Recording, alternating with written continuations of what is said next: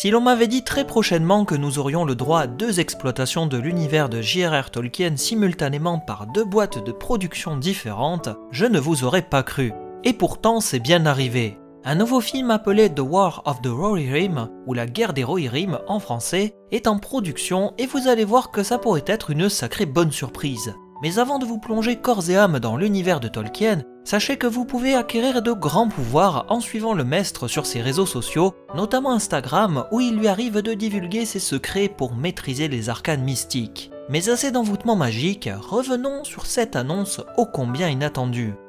Cruauté, réveille-toi.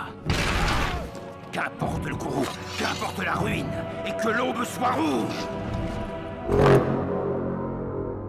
Amazon a acquis récemment les droits d'exploitation de l'univers de Tolkien dans le but de réaliser au moins une série, et sans doute bien plus puisque l'univers de la Terre du Milieu est une gigantesque mine d'or dont le filon rapporte encore énormément. Le deal conclu entre les héritiers de Tolkien et Prime Video semble porter uniquement sur le deuxième âge, une période très propice à de nombreux changements et qui pourrait permettre un grand choix en termes de possibilités d'adaptation. Une série à venir qui n'a pour l'heure pas de nom, mais qui continue de se dévoiler de plus en plus chaque jour.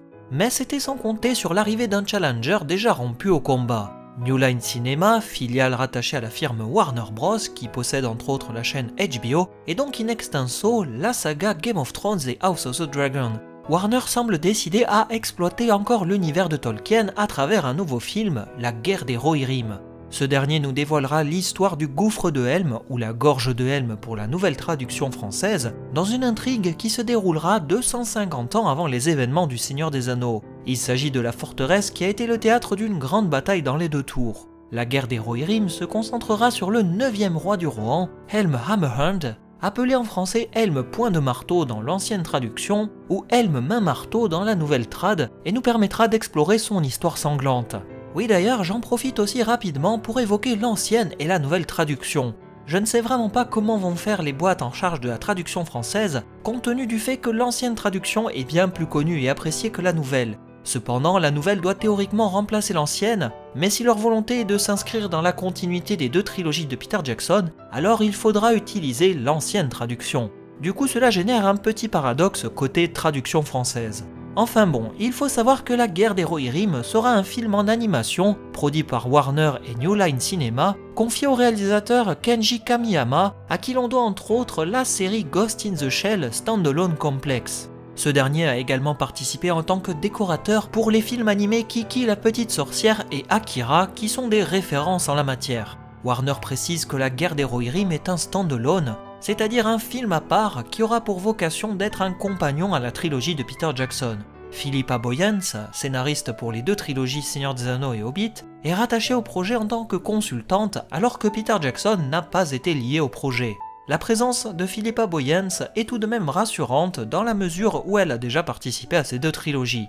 Caroline Blackwood, directrice de l'exploitation Warner, et Richard Brenner, président et directeur de la création chez New Line Cinema, ont déclaré à propos de La guerre des Rohirrim, je cite, « Chez New Line Cinema, nous ressentons tous une profonde affinité pour le monde extraordinaire que J.R.R. Tolkien a créé, alors l'opportunité de replonger dans la Terre du Milieu avec l'équipe de Warner Bros Animation est un rêve devenu réalité. Les fans savent que le gouffre de Helm est le théâtre de l'une des plus grandes batailles jamais filmées, et avec bon nombre des mêmes visionnaires créatifs impliqués et le brillant Kenji Kamiyama à la barre, nous ne pouvions être plus excités de livrer une nouvelle vision de son histoire qui invitera le public mondial à découvrir la saga riche et complexe de la Terre du Milieu d'une nouvelle manière passionnante. Ces déclarations seront complétées par celles de Sam Register, président de Warner Bros Animation. Ce sera encore une autre représentation épique du monde de J.R.R. Tolkien qui n'a jamais été raconté auparavant. Nous sommes honorés de nous associer à une grande partie du talent incroyable derrière les 2 trilogies cinématographiques, ainsi qu'à de nouvelles personnalités créatives pour raconter cette histoire.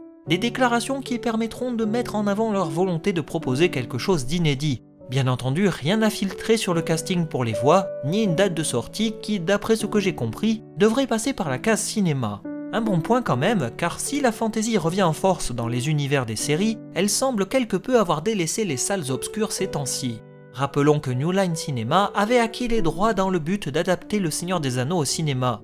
La trilogie avait été confiée à Peter Jackson qui avait propulsé l'univers de Tolkien sur le devant de la scène, une expérience qu'il renouvellera 10 ans plus tard avec la trilogie du Hobbit. Il semblerait que les droits vendus à la Warner ne portaient que sur l'adaptation du Seigneur des Anneaux et du Hobbit. Et ça tombe bien puisque Le Retour du Roi, troisième livre du Seigneur des Anneaux, comporte une mine d'or de quasiment 150 pages à la toute fin. Des appendices complémentaires qui, aux surprises, mentionnent l'histoire des rois de jadis. À l'intérieur, nous pouvons trouver des récits à propos des rois du Rohan, dont Helm Hammerhand, qui occupe une place importante dans le récit tant il a été incontournable. Je ne vais pas vous raconter toute l'histoire de ce personnage dans le détail car je pense sans doute vous le proposer dans une vidéo prochainement. D'une manière synthétique, on peut dire que Helm était le 9e et dernier roi de la première lignée du Rohan. Il a été opposé pendant la grande majorité de son règne aux hommes du pays de Dain qui à l'époque s'étaient emparés de la forteresse d'Isengard. Helm tuera un des seigneurs du Rohan d'ascendance dunlandaise lors d'une querelle, et Wulf, le fils de ce seigneur, déclarera la guerre au Rohan en s'emparant d'Edoras par vengeance, forçant le roi Helm à fuir à Fort-le-Corps, la forteresse du Rohan qui deviendra plus tard le gouffre de Helm. Le rude hiver s'abattit sur la Terre du Milieu pendant de nombreux mois, et Helm tiendra ses positions face à l'envahisseur qui l'assiège, mais périssant au combat aux côtés de son dernier fils. L'usurpateur sera renversé par le neveu de Helm qui prendra la couronne, débouchant sur l'avènement de la deuxième lignée royale du Rohan.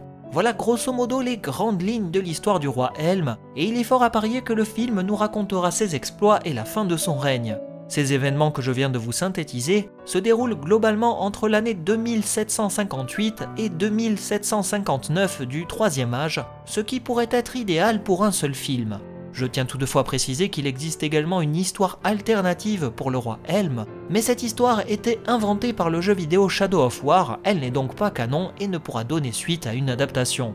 De ce fait, à quoi pouvons-nous nous attendre esthétiquement parlant ? Déjà, si la volonté de Warner est de proposer un film qui s'inscrit dans la continuité des deux trilogies de Peter Jackson, je peux spéculer et espérer que l'esthétisme se rapprochera de ce que nous avons déjà eu. Je veux bien entendu parler des designs des Rohirrim qui sont très caractéristiques. La couleur verte et le jaune sont deux aspects dominants pour rappeler les plaines verdoyantes du Rohan, sans oublier leurs boucliers et casques en forme de chevaux, ou bien l'apparence du roi Helm que nous avons brièvement vu en statue. Il en va de même pour la capitale Edoras, ou bien entendu le gouffre de Helm, dont les designs sont clairement identifiables pour le spectateur, tant ils sont rentrés dans le mythe de la culture populaire. Certes, comme nous sommes 250 ans avant les événements du Seigneur des Anneaux, je ne m'attends pas à une copie conforme au pixel près, au contraire. Le gouffre de Helm est une forteresse qui, dans les deux tours, semble avoir vu défiler de nombreuses batailles. La pierre est fatiguée et marquée par le temps, et je ne serais pas étonné d'avoir affaire à un lieu plus embelli ou moins abîmé que ce que nous avions déjà vu précédemment. Et que dire de la musique ? Rappeler Howard Shore pour composer les nouvelles bandes-son originales ne me paraît pas si loufoque que ça. Ça permettrait encore plus d'accentuer la liaison entre le film et les deux trilogies. Bref, vous l'aurez compris, je suis très enthousiaste par cette nouvelle et j'espère vous avoir transmis un peu la hype à travers cette vidéo. Comme d'habitude, comptez sur moi pour vous parler très régulièrement de ce projet lorsque nous aurons des nouvelles infos à se mettre sous la dent. N'hésitez pas à me dire ce que vous en avez pensé dans l'espace commentaire et on se dit à très bientôt pour d'autres analyses. Salut à vous!